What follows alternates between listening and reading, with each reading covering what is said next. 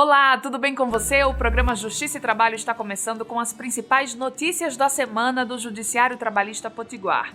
E olha o que temos nessa edição. Armazém da Caridade distribui 1.000 cestas básicas com recurso de indenização trabalhista. Motoentregador consegue comprovar vínculo com a empresa que alegava que o profissional trabalhava de forma terceirizada. Você também vai ver o que caracteriza o vínculo entre empresa e empregado e em que situações essa relação pode ir parar na justiça. Abrindo as ações do Abril Verde, campanha de prevenção a acidentes e doenças de trabalho, o TRT-RN promove debates sobre a vacinação contra a Covid-19. E na entrevista da semana, nós conversamos com a juíza do trabalho Simone Jalil, coordenadora da campanha Abril Verde. Não sai daí que o programa Justiça e Trabalho está começando.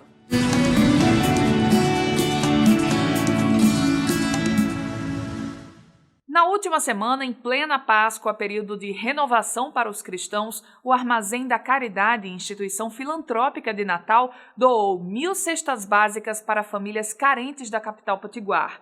O recurso para a aquisição das cestas vem de uma indenização trabalhista de 2012 por danos morais. Na última semana, o TRT-RN, em parceria com o Armazém da Caridade, realizou a entrega de 400 cestas básicas aos moradores do condomínio Village de Prata, no bairro do Planalto, zona oeste de Natal. As cestas básicas foram oriundas da condenação de uma instituição financeira. Os valores da condenação foram divididos entre instituições filantrópicas do Estado e também hospitais da Grande Natal. Bom, essa ação foi decorrente da ação do Ministério Público do Trabalho, que vislumbrou algumas atitudes antissindicais do banco durante uma greve que houve no ano de 2011, 2012, e entrou com essa ação postulando danos morais coletivos pela ofensa do banco a essas premissas, digamos assim, de direito à greve.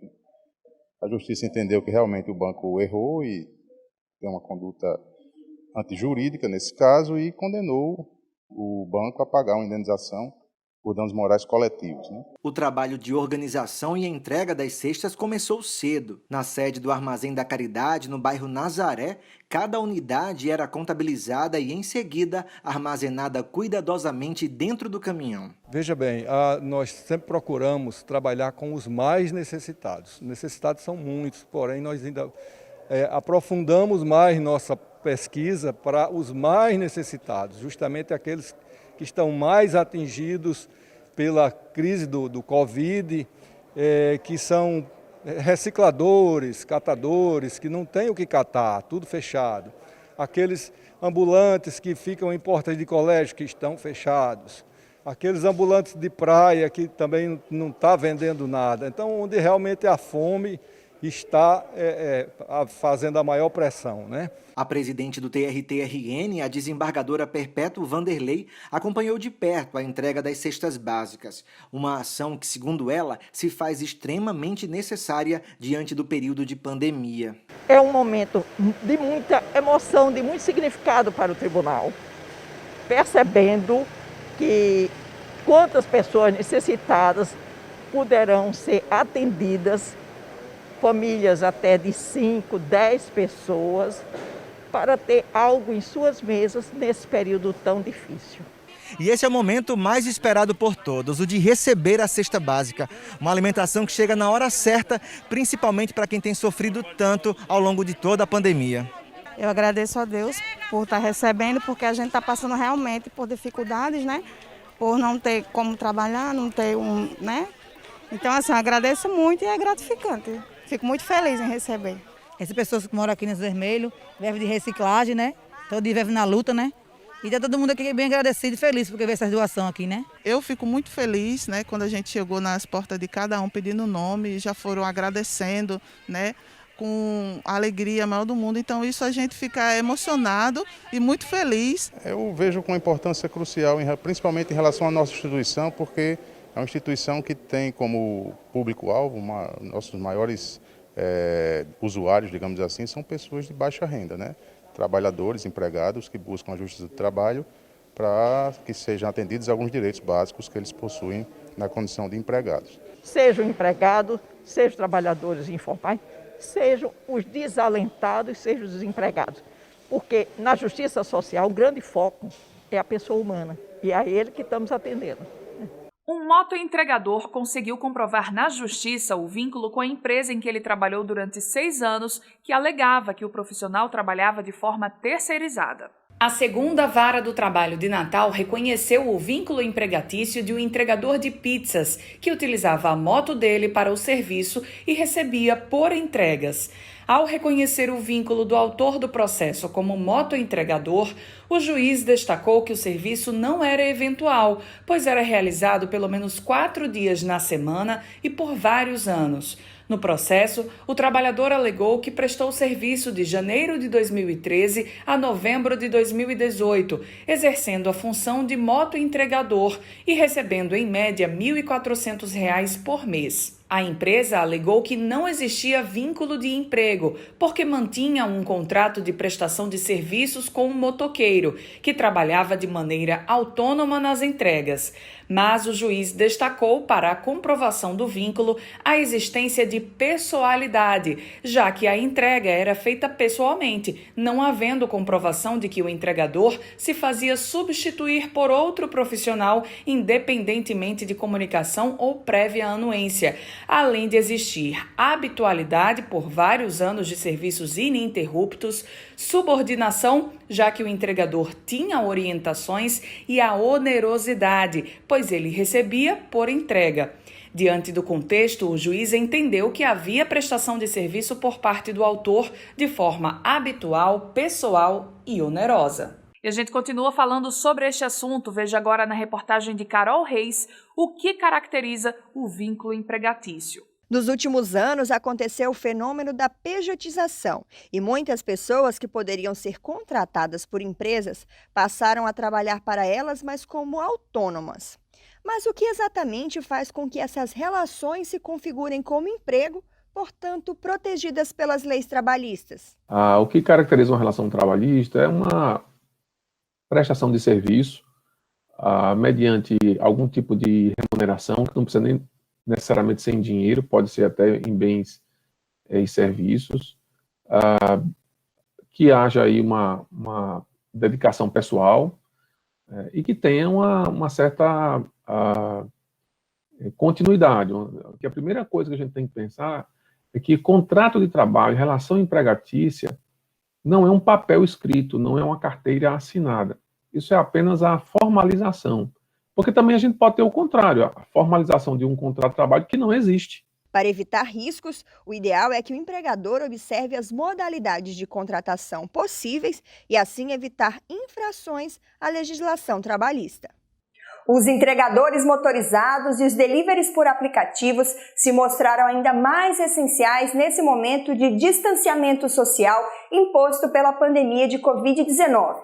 Com a expansão do serviço, entrou também em discussão as relações de trabalho dessa categoria. O juiz Luciano Ataíde chama a atenção para a necessidade de discussão do tema. Que aqui o Poder Legislativo, como disse, provocado não pelo Executivo, precisa avaliar a necessidade de um regime de trabalho, de uma regulação para esses trabalhadores, porque às vezes não é tão importante saber, ou pelo menos não é o ponto mais importante, saber quem é o seu empregador, se há ou não um empregador. O mais importante é saber que tipo de proteção ele vai receber. Eu acho que essa é uma discussão que poderia ser feita imediatamente. Começou o mês de abril e, com ele, a campanha que busca prevenir acidentes e doenças de trabalho. No dia 1º aconteceu a primeira live da campanha Abril Verde e o assunto foi a vacinação contra a Covid-19. A transmissão ao vivo fez parte de uma série de lives que serão realizadas ao longo do mês.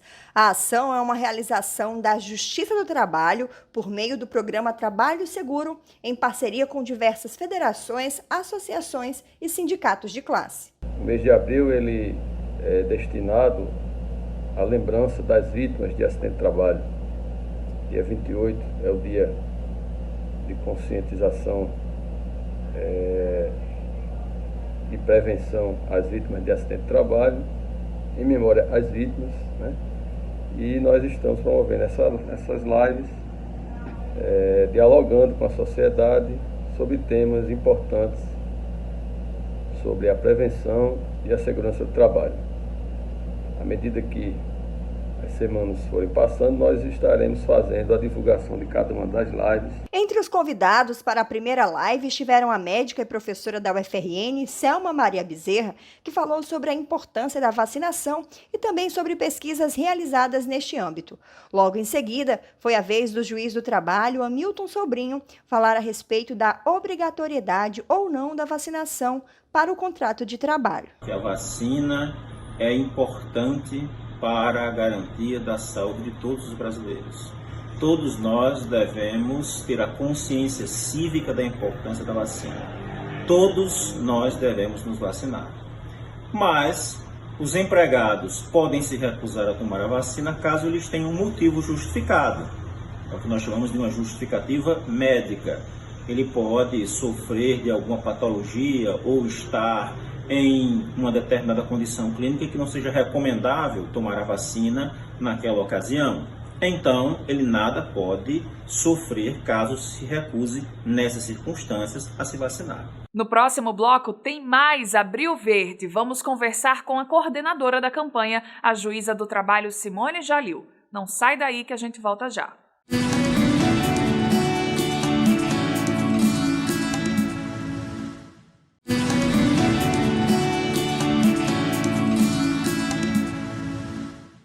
Vocês viram aí no programa de hoje que começou na semana passada a campanha Abril Verde, encabeçada pelo programa Trabalho Seguro do TRT-RN. O objetivo da campanha é fomentar a discussão de prevenção aos acidentes e doenças ocupacionais. E é sobre este assunto que a gente vai continuar tratando agora na entrevista da semana com a juíza do trabalho e também coordenadora do programa Trabalho Seguro, junto com o juiz do trabalho Alexandre Érico, a juíza Simone Jalil. Simone, muito obrigada pela participação mais uma vez aqui no programa Justiça e Trabalho. Eu que agradeço o convite. Doutora, qual o tema da campanha Abril Verde deste ano e como é que ela vai se desenrolar durante todo esse mês? Bom, o programa Trabalho Seguro esse ano ele vai trabalhar com o trabalho decente em tempos de crise, as doenças e os acidentes de trabalho, né? E para o Abril Verde, em especial, a gente continua com essa questão da pandemia como um todo. Inclusive, já tivemos, né, no dia 1º, iniciando essa campanha do Abril Verde, uma live que tratou da questão das vacinas, a importância da vacina, desmistificando um pouco dessa questão da vacina, se deve ou não tomar, e tratando, inclusive, trazendo para as relações de trabalho a questão da justa causa, que hoje se discute, é justa causa, não é justa causa você se recusar ou não a tomar a vacina, né? Então, nós trouxemos esses questionamentos para a nossa live. Essa semana, nós traremos uma segunda live também, ou seja, a questão da pós-Covid, na realidade, o nome da live é Síndrome Pós-Covid, onde nós trataremos pessoas que já tiveram Covid, mas ainda continuam apresentando sintomas, pessoas que estão, assim, com aquelas crises de ansiedade, crise de pânico em relação à Covid, a questão da obesidade, nós teremos uma nutricionista falando sobre isso, porque as pessoas estão mais sedentárias, mais ansiosas, isso tem uma relação com a comida, teremos um psicólogo, um infectologista, um educador físico falando nessa próxima live do dia 7. E também no dia 19, nós já estamos com uma outra live programada, que é desmistificando o gerenciamento de risco ocupacional. Nós tivemos algumas alterações em algumas NRs, então nós traremos, que são as normas regulamentadoras, né, as NRs, nós traremos também um engenheiro do trabalho falando um pouco sobre isso, sobre essa questão dos riscos ocupacionais. E o que pode ser considerada uma doença ocupacional, doutora Simone? Uma doença adquirida no ambiente de trabalho, que se desenvolve a partir ali do ambiente, seja na convivência, seja uma doença de fundo mental ou até uma doença física mesmo, que se desenvolve ali por conta do trabalho? Sim, o adoecimento. Quando se fala acidente de trabalho, a pessoa pensa logo, olha, caiu de um prédio, né? Perdeu um braço, uma mão, mas isso são os acidentes típicos. A doença do trabalho, ela também é considerada um tipo de acidente de trabalho. Então, exemplos. A pessoa que sofre uma coisa que todo mundo conhece, Ler-Dort, né? Hoje, com a questão da digitação, então, se não forem respeitadas pausas, né? Se a pessoa digitar muito além da carga horária normal, tudo isso, ou não tiver uma cadeira ergonômica, é uma das preocupações hoje com esse trabalho remoto, né? A ergonomia do ambiente de trabalho, isso pode provocar um adoecimento. Então, lerdose, a pessoa pensa logo em punhos, mas tem de cotovelo, tem de ombro, às vezes ataca aqui também os ombros, nessa cervical, tudo isso é envolvido no lerdose. Outra questão, as doenças psicológicas também, depressão, tem depressão por causa do trabalho, principalmente quando nesse trabalho envolve assédio moral, então é outro tipo de adoecimento, né? Então tem vários tipos de adoecimentos que eles podem sim decorrer do trabalho. A questão às vezes de trabalhar com elementos químicos sem a devida proteção, podem causar problemas pulmonares, então são tipos de adoecimentos do trabalho, que são considerados na sua forma macro também como acidentes de trabalho. Esse trabalho ele envolve tanto os empregadores, né, os empresários, como os trabalhadores. Trabalhadores, na medida que ele é o principal responsável pela sua vida, né? O nosso bem mais precioso é a nossa própria vida, a gente defende a nossa vida. Então, assim, o empregado ele tem que estar consciente que se ele receber um EPI, ele tem que usar. Ele não pode achinelar uma bota, ele não pode pegar o capacete e colocar atrás da cabeça, se é para usar em cima. Ele tem que respeitar as normas de segurança que são estabelecidas dentro da empresa. Não precisa uma pessoa estar toda hora ali dizendo, olha, ajeita essa bota, coloca esse capacete, respeita o cone, né? Se o cone é para estar a 3 metros de você, não coloca ele amarrado no seu pé para puxar, para você não ter que ir lá mover o cone. Então, assim, essa é a importância dessa conscientização para o trabalhador, para ele saber, ele nunca pensar assim, isso nunca vai acontecer. Eu tenho 20 anos, isso nunca aconteceu comigo. Aliás, acidentes de trabalho ocorrem com essas pessoas que se pensam mais experientes e que passam a descuidar um pouco da prevenção. Os empregadores eles têm que estar conscientes que eles são responsáveis pelo bem-estar, pela rigidez do ambiente de trabalho. Então, se ele não fornecer os EPIs necessários, se ele não tiver diálogo, porque não é só fornecer, olha, tome e use, não. Tem que ter uma rotina de diálogos, tem que ensinar esse empregado a usar e tem que fiscalizar esse uso também, porque não é só uma vez, isso é uma continuidade dentro da empresa. Doutora Simone Jalil, juíza do trabalho e coordenadora do programa Trabalho Seguro do TRT-RN, muito obrigada pela sua participação, pelo seu conhecimento, seus esclarecimentos. Um bom trabalho na campanha Abril Verde e até a próxima oportunidade. Obrigada. O programa Justiça e Trabalho vai ficando por aqui, mas você pode continuar nos acompanhando através das nossas redes sociais. Uma boa semana para você e até a próxima.